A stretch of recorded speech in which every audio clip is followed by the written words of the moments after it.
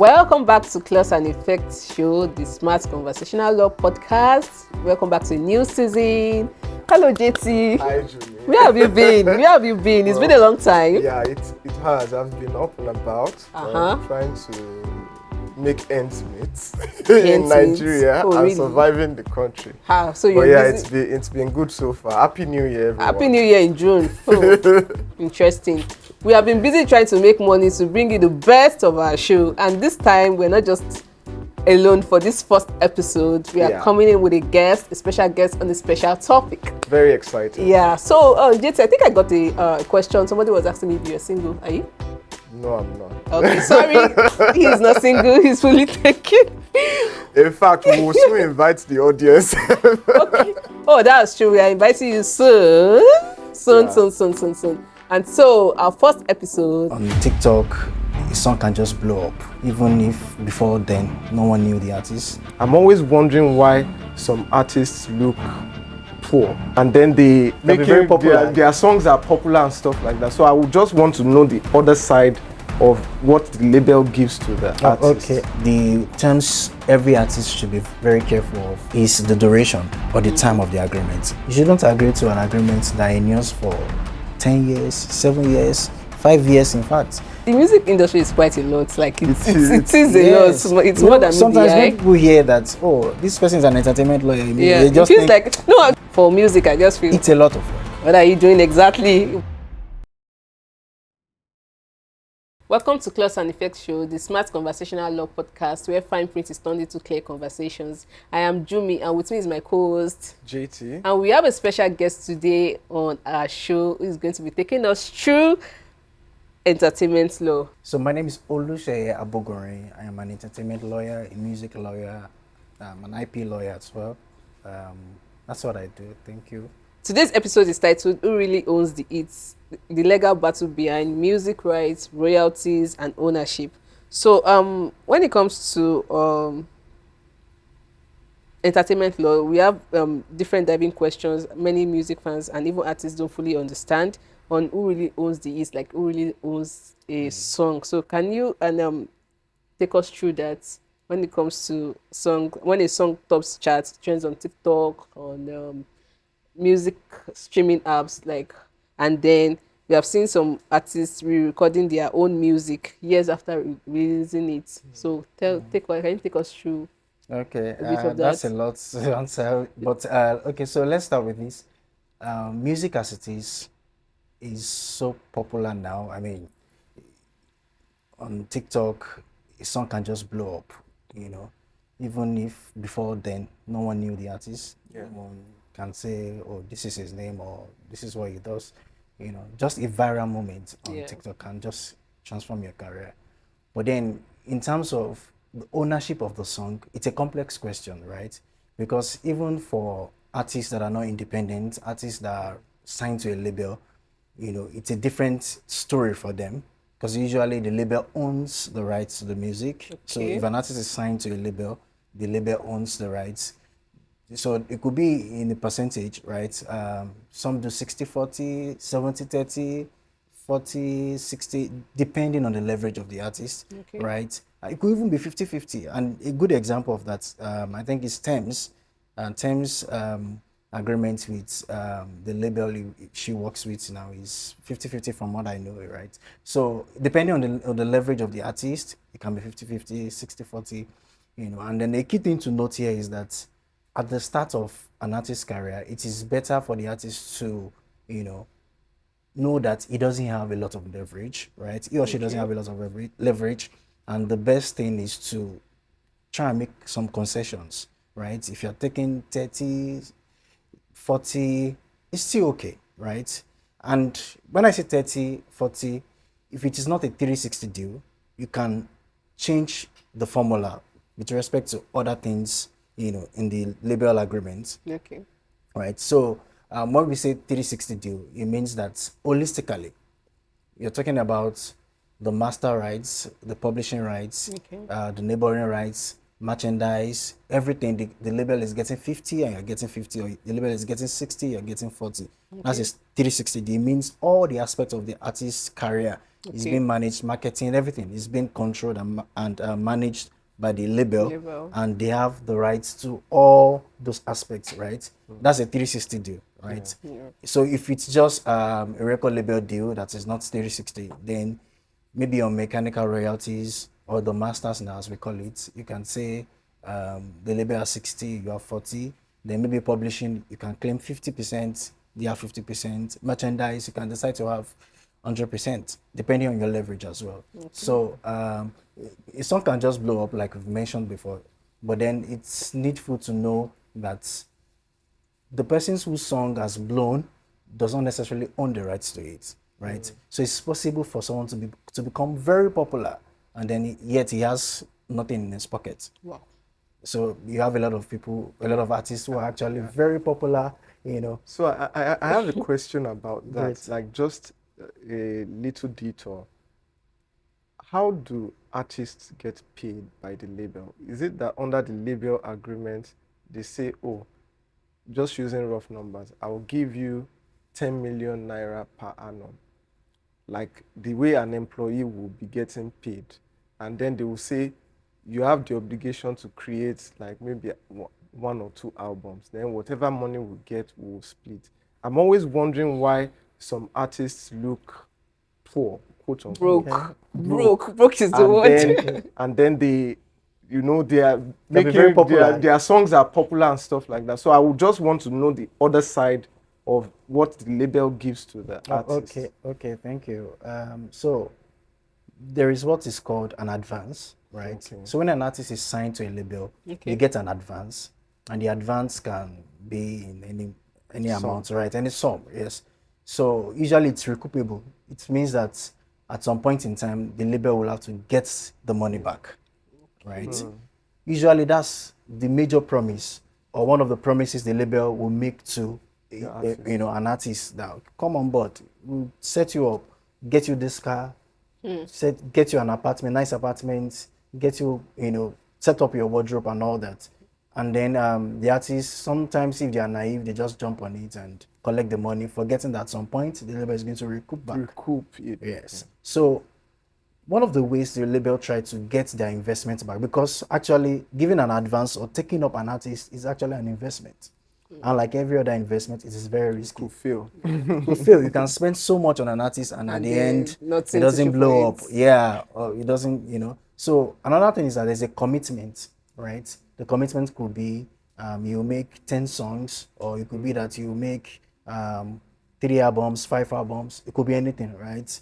And usually it is for a time, a period of time, maybe I don't want to say 10, 5 years, but anyway, the advisable, just for the sake of education, the advisable time any artist should agree to should be between 3 to 4 years, 5 years max, right? Because at some point, you may have more leverage, right? Yeah. But if you are Yeah, tied to what you agreed to when you didn't have so much leverage, Leverage. there's going to be problems, right? You want to ask for more, but the label will tell you have an agreement. You have an agreement. So it's better you limit it so that when you have more leverage, maybe when you've blown, you can come back to the table renegotiate. and renegotiate the terms again, right? So one of the things that you also find in label agreements is that the royalties that will be generated from the songs, like you've asked, the label would say, we'll promote your song, you record the song for us, right? We'll promote it, we'll market it. And to be fair, on the label side, it's a lot of investment, right? They spend a lot of money, investing on the song.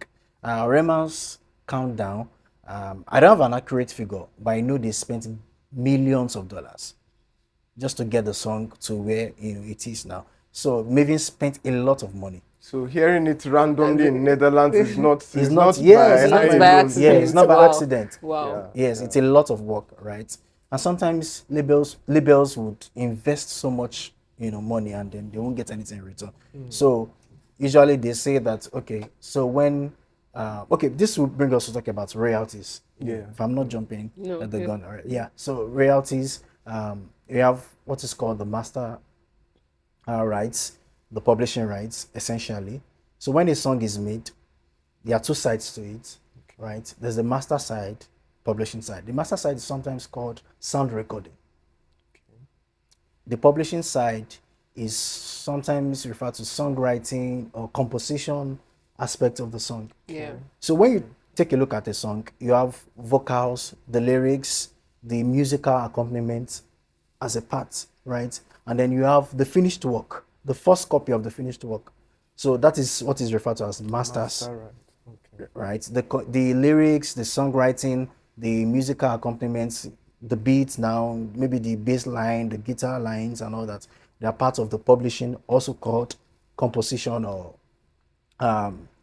songwriting area, Yeah. right? So it is usually divided, sometimes 50-50, sometimes 100, depending on, the situation. But it's holistic, right? So in some conversations, it can be said to be 100%, 100%, then 200. In some conversations, it can be 50-50, 100, right? So what the label does is that they tell the artist that, so once we've supported the song, we market it, we do everything. When the royalties are coming, one of the royalties that come in on the masters is mechanical royalties. And mechanical royalties are royalties that come in as a result of the copies of the original work that are being exploited. Okay. Right? Okay. So copyright, as it is, from the way the name sounds, copyright, the right to Yeah. make copies. Yeah. Right? So when a copy of the song is exploited, for example, when the song is streamed on Spotify, Oh, okay. it's deemed to be that a copy of it is being streamed of the original copy. So the royalty that comes from that is called the mechanical royalties, right? Okay. The other royalties is what comes from the publishing side, right? So another type of royalty is synchronization. There's a royalty that comes from synchronization, and in simple terms, when the song is incorporated with another type of work. For example, if the song is used in a movie Yeah. or in a game or in a commercial, an advertisement. So that kind of royalty, the money coming or the streams, the royalties coming from that aspect is known as synchronization. Yeah. So royalties. So the label just ask for a, a stake or a portion of those royalties in exchange for the advances and for all the investments in the artist. Yeah. So usually that's how it's No. works. Oh, okay. Well, that's quite a lot, but Yeah. it's good It's to a learn. mouthful. Yeah, yeah. So another I did concept. mention some other things too. Yeah, I understand. But one other concept that confuses many people is the difference between owning the song and owning the recording. As in, for example, imagine I write a song called Summer Nights and then somebody else records it. Who owns the song? Well, it depends, right? So, like I was trying to say, in a song there can be different rights attached to it. Yeah. So a songwriter will get from the publishing aspect, right? Yeah. Yeah. And the singer, the vocalist who voiced the lyrics, Yeah. can also get a portion of the publishing aspect. Wow. Yes, right. So the fact that someone has written a song but you did not sing it, I mean, you wrote for someone, maybe you're a ghostwriter, and we have a lot of them. A lot Yeah. of, yeah. I think Beyonce, most of her songs, or is it Rihanna now? Beyonce, most of her songs are written by other people. She doesn't write most of her songs. So she would share a portion of the publishing royalty with the person, the songwriter now, Okay. and then she gets a portion. So, and if it's in a situation where the songwriter has a lot more leverage than she does, Yeah. then the songwriter will get Gets more more publishing than the points than singer. the singer itself. Yeah, I was going to ask also that even away from, I know you've probably not touched on all the rights, but let's say I want to be an artist tomorrow. God forbid. Oh my God! you What make do you some mean by money. God forbid? You make a lot of Can you money. sing?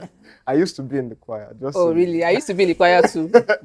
But let's assume I want to be an artist tomorrow, Okay. and I want to know how many rights possibly that I have at a high level. You've touched on, for instance, master's right, publishing right. I could also you mentioned merchandise too, right? So what is like the old garment? Because I view it as, if I create so much value, the way to stay away from music, some footballers have created like a whole web of other rights, image rights and stuff. what is like the old gamut that an artist, a basic artist can get? Because I believe that's where their income will come from, and that Definitely. will influence how quickly they can pay off.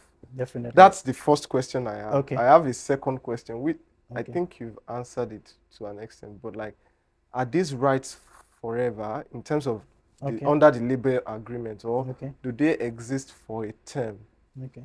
It's pregnant. So let me first hold that Okay. question back because I have more follow-on. Okay. Answer the first Okay. So one, for I the guess. first question, so an artist has a lot of rights, right? Ranging from, let's talk about rights that are personal to the artist. Okay. Now, ordinarily, right? Yeah. Image rights, Okay. right? The rights to how your image is being used or is Used. to be used, right? Your name, right? You can trademark your name. That's also a right. The rights to own your stage name uniquely to you or exclusively to you. That's also another right. The rights to, of course, when the artist is now signed, the story might change a bit in terms of the master rights, right? Okay, maybe I should take it this way. Copyright in a song gives the artist a number of rights, Okay. right? Because in the song, like I was trying to say at the beginning, we have the lyrics there, we have the musical accompaniments there, you have the vocals there, you have a lot of things there in the song. So if it happens that the artist was the music producer, the songwriter, the vocalist, Everything. right? There are really good artists that they do that. So in that kind of situation, he's going to he might be able to ask for more points with the label, right? So he has the rights to the musical composition. That's a right.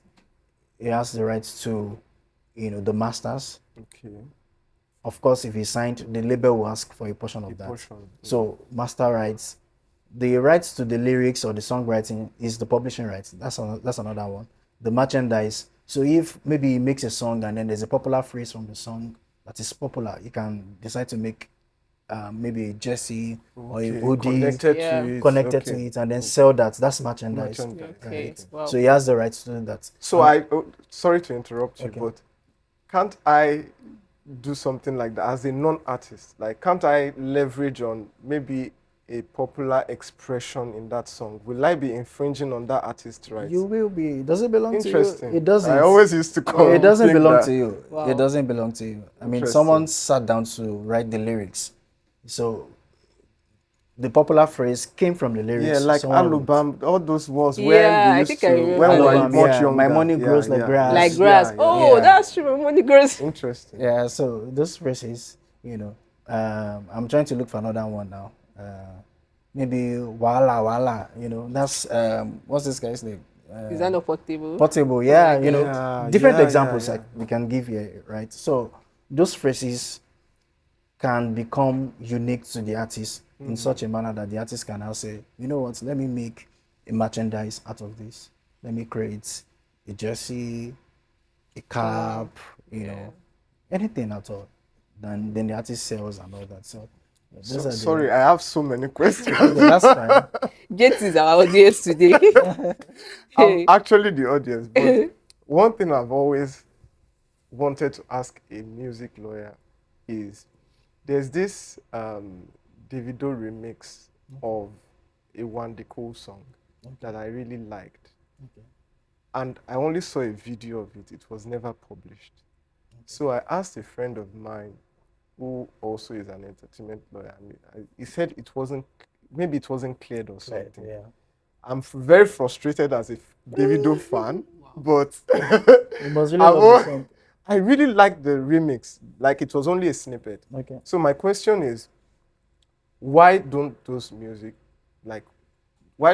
like that not get cleared? Like, what goes on behind the scene if Okay. you're Wait, sorry, familiar just with sorry before you answer. Let me get this straight. He made the video with like they were A remix recording. No, of- they were in the studio. They were Okay, they were in the recording. studios together. So we Together. saw that there was a remix to be published, Okay. but it never got published. You know when you're like Okay. waiting on something that Yeah. when is this thing? Because you had it and you're like, it Yeah. sounds so good, Okay. but you never get it. Okay. So like, Okay. I heard it was the lawyers behind it. So I'm very Wow. frustrated. Oh, with really? it. Well, so there is something called clearance, right? That is when you're trying to use what belongs to another person, and then you're trying to get the permission. Yeah. And in exchange for the permission or the consent of that or approval of the person, you offer something else, right? Okay. So you'd say, for example, like in that case, Wandeko would probably offer Davido some royalties from the song when the song is made, right? So sometimes what goes behind the scene is that in the process of negotiating the points, oh, I want 60%, I want 40% of masters, or I want 25% of publishing. If parties are unable to reach an agreement, Oh. the songs can be, Oh, that kind of song can be published, right? So there has to be a consensus of the minds of the parties, and that is where you can. So Interesting. clearance is very important, and a lot of people do or make the mistake of just picking up what belongs to another person, a song or something that just an IP asset belonging to Yeah. another person, and then what they do is Remix. to just remix, or make a sample out of it or an interpolation, and from that. But maybe I should explain sampling and interpolation. You just can, for- please. Just for And clarity. please do it in the context of DJs too, because I go to DJs. shows and I see DJs do, but Okay. they never publish it too. Okay. For DJs, well, ordinarily DJs should get what is called a blanket license from the collecting societies. So a collecting society we have in Nigeria is COSON, right? So they get a blanket from them. Even all these Live what are they band. called? Live bands. I can't really say about that. Okay. But let's stick to DJs now. So ordinarily they also get a blanket license, right?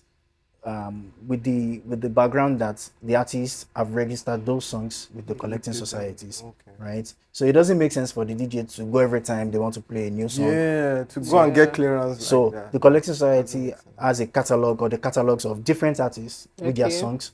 So you just go there, get a blanket blanket license rather, and then you can use the songs. Also, people host all these musical shows to do Yeah. that, right? They just get a blanket license for the songs that will be used during the event or the show, and then they'll be able to use it. So sampling and interpolation.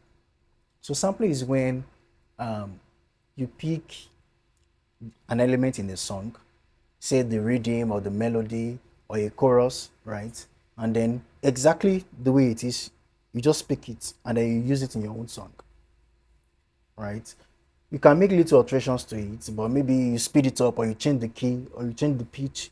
But if what you did was picking exactly what was recorded initially and then importing that into your own song, it's sampling. Something. Right. Interpolation is similar, but it's different. Interpolation is when you use an idea from a song. Let me give an example of sampling first. Zinoliski's song, this song, "Will be my man, and I will be a woman every day." Yeah. Right. It's sped up Asha's chorus. Oh, Asha's yeah. song. Yeah, the That's song. Asha's song. I Yes. know I've read So that Zeno song some time sped ago. up, the chorus there, and then used it in his own song. I can't remember the title of his song now. So that's an example of a sampling. Sampling. Okay. Interpolation, on the other hand, is when you pick an idea from another song, such that when you use it, people can tell that this thing sounds very familiar. Like you can hear the same. You are not using the same lyrics. You didn't lift what was recorded, but you are using the idea, such that the minds of people can go to the initial work. Yeah. So when they hear your work, they can say, this thing sounds like what I've heard from this song, right? It could be that there's a guitar line from the initial song, and then you use that as your own melody. But of course, with I know what a guitar line is. Hey. yeah. So that's a good example of interpolation. From the top of my head, now, I can't remember any example, but we have so many examples all around us. So just think about a song that you listen to, and then it sounds like something you've heard in another song before. Yeah. That's That's interpolation. interpolation. But Okay. sampling, you hear exactly what was recorded initially. There can be alterations to it. Maybe Yeah. the pitch has been changed, or the key of the song has been changed, or it has been sped up or slowed, So things like that can happen with sampling, but that's the difference. Yeah. Yeah. So before you interpolate or sample another person's song, you Mm-hmm. want to clear the rights, right? And I've explained how you do that. Yeah. Reach Yeah. out to, of course, an entertainment lawyer, a music lawyer. They reach out to the other party. You make a concession. Say, I want to use your work. Can I get an approval? You get it, and then in turn, you offer them some royalties, right? So, or you offer them, some just want a one-time payment, but of course, it's not advisable to get a one-time payment when you can Oh, still be getting royalties. Yeah. wow. Further So, down the line. yeah, so it's better to just stick with Sometimes royalties. remix So, is even better than the original. So sometimes actually, and sometimes it's the remix yeah, now that boosts the the original song. original song. Yeah. Yeah, Yeah. it happens, that way too. Jimmy, I'll keep quiet. Yeah. In fact, I don't know why JT became the audience. It's like he came. All That's right. why. So, which clauses should every artist pay attention to? Which area do you think they should pay close attention to before signing? Before signing Okay. one up with a label, what are the areas of? Okay. Okay, if you are limiting it to a label artist agreements now, okay. But because there are different agreements. You can Yeah, have a production agreement, a featured artist agreement, a label I artist think you've agreement. talked about the okay, royalty. Let's talk about maybe the assignments and termination rights. Okay, okay, Yeah, okay. Yeah. So Termination. let's limit it to that. So let's say in a label artist agreement, yeah, of course there are different terms. The terms every artist should be very careful of. One is the duration or the time of the agreement. Like I yeah, mentioned, you shouldn't agree to an agreement that endures for 10 years, 7 years, 5 years, in fact, within 3 years and 4 years. And I explained that the reason is because after some number of years, you can have more leverage. You probably have more leverage, in the industry. You are now yeah, known, yeah, right? At the time you yeah, signed, so many people didn't know you, but now you are yeah. known. Your songs are blown. So with that, you can come back to the table and say, I was giving you guys 60, I was taking 40, now Now I'm it's blown. time. Let's do 50-50. Or let's do 70. I take 70, you take 30. If the label is okay with that, they go ahead, right? So the duration, you have to be very wary of it. Another one is, in no particular order, accounting clause, right? So because the label is making promises, financial promises, we'll get you this, we'll, market your songs, we'll give you money for upkeep and all those things. And the royalties coming in from your songs, of course, is coming into the pocket of the record label. So there's a need for an accounting clause, right? The label should have a duty to account to you periodically. Yeah, It could be biannually, it could, just a good reporting system such that everybody can sit down and trace the What progress has of, come in? yeah, what has been generated, what are the numbers, and correspond that with the investment that has been made, so that everybody is, rest assured. You don't have a situation where an artist is signed and then you have a good song that has grown, but they don't look like, someone who is really doing well. Maybe because the label is not, fulfilling their promises in terms of, sponsoring them with their lifestyle, or, looking after their upkeep and all that. So an yeah, accounting clause is very important, right? So parties can check the numbers and be sure that, Yeah. everything is balanced. No one yeah, is cheating the other person.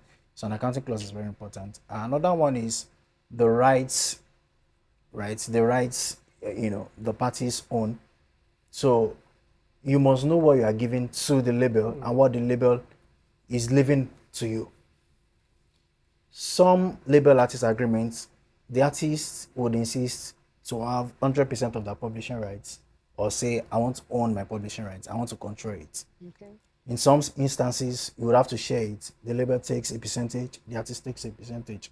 Merchandise, the merchandise rights to make, merchandise, you can leave that exclusively to the label, or you can share it, or it can belong to the artist.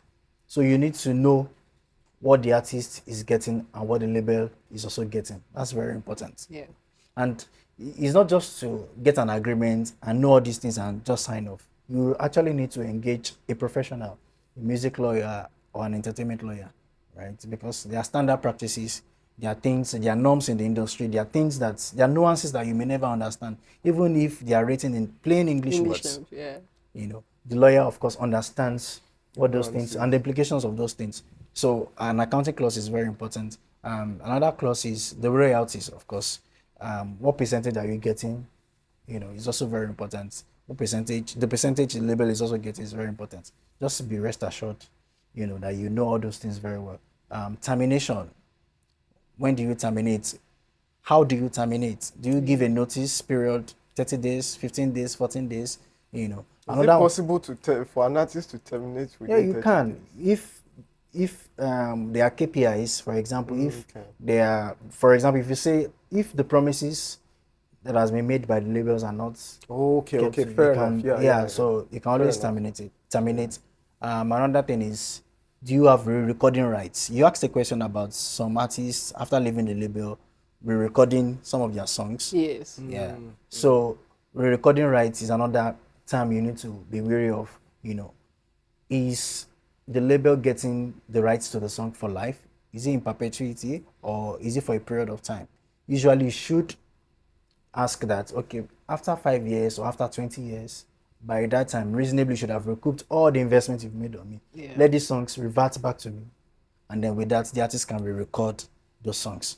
Wow. There are a lot of other I mean, clauses, I but The think music, one I last, think yeah. the music industry is quite a lot. Like it is a lot. yes, It's more than media. sometimes when people hear that, oh, this person is an entertainment lawyer, Yeah, they it just feels think like no. he's not Actually, I serious. don't know. I do think like that. Apart from the ones that directly into movie production, for music, I just feel It's a lot of work. what are you doing exactly? But now I And it think I takes a lot of understand more. expertise Yeah, too. yeah. Yes, you need Yeah, to very, understand a very lot of things. peculiar, Yes, very Exactly. peculiar field. another mistake people make is they think because it deals with intellectual property, they just use the idea of the copyright laws, the No. trademark Oh, laws. yeah, yeah, Eh, yeah. yes, they have some bearing on the entertainment business, but it's quite different. The music business is a totally different ecosystem that you need to understand. Sometimes it takes years for you to understand some things. Oh. So yeah.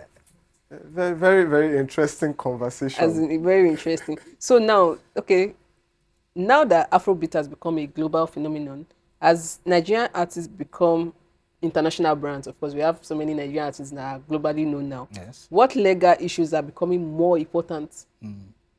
I mean, for them, as of course, being a Nigerian artist that is becoming globally recognized, we have Okay. a lot not to mention. I mean, yeah. Okay. What legal issues are becoming more important?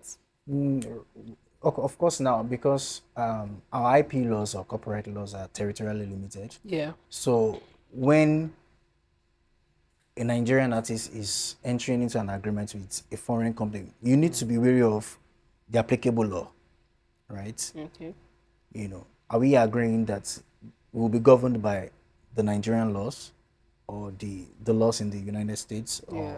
or UK, Yes. right? So you need to be wary of the laws you're going to be abiding by. It's very important because Yes. that should be one of the things that you'd focus on, because now you are not within Nigeria again.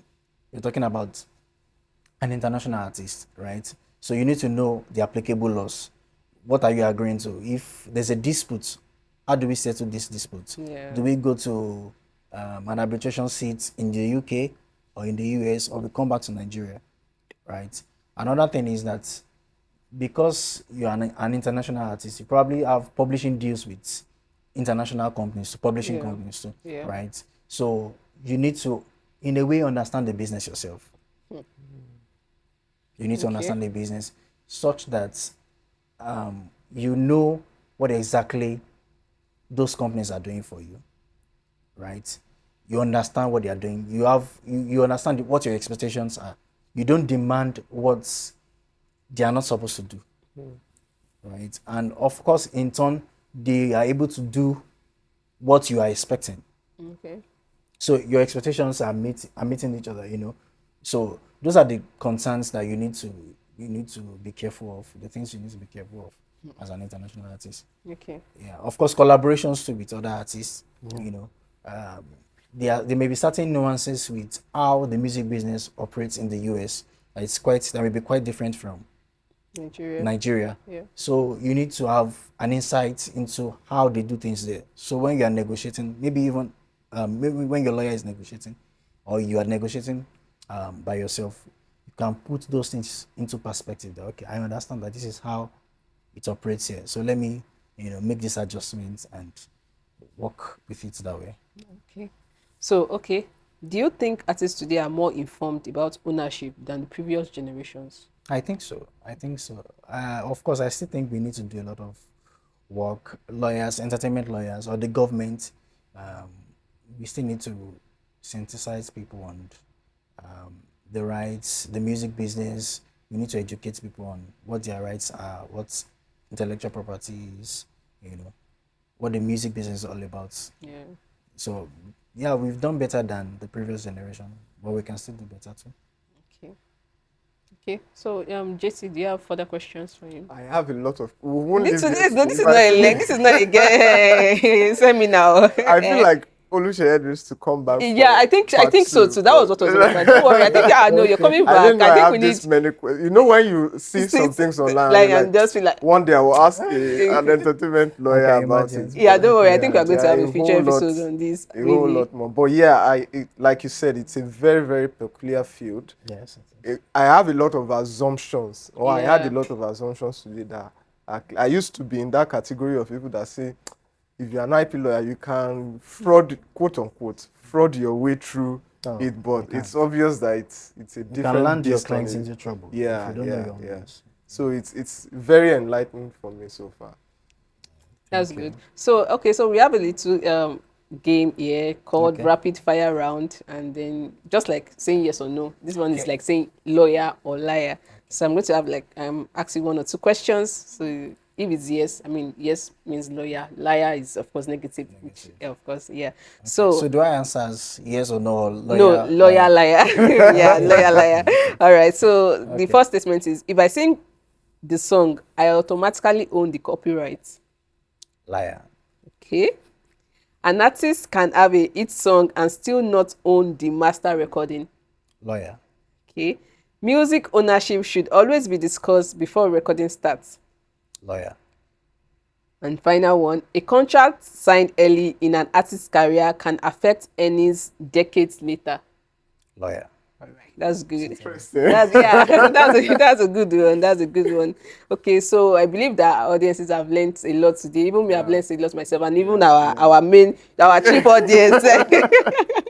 All right, yeah, we've learned a lot about copyrights and royalties, ownership rights, and music. Yeah, But I think yeah. our guests should still come back. I think there's a whole Yeah, lot absolutely, concerning this absolutely, music industry yeah. that needs to be unwrapped and of course Okay, learned. it's a pleasure to- All right, so a special thank you to Sheye for joining us and Thank sharing you. these valuable insights. I Thank mean, you. it's a Thank lot, you. it's a lot, it's a lot. All right, thank you for listening to Clause and Effect, the Smart Conversational Love Podcast. If you enjoyed this episode, hit the subscribe button and share this with someone in the creative industry. If you have questions, send it down our way via our mail address, clauseeffects.co@gmail.com. Until next time, bye.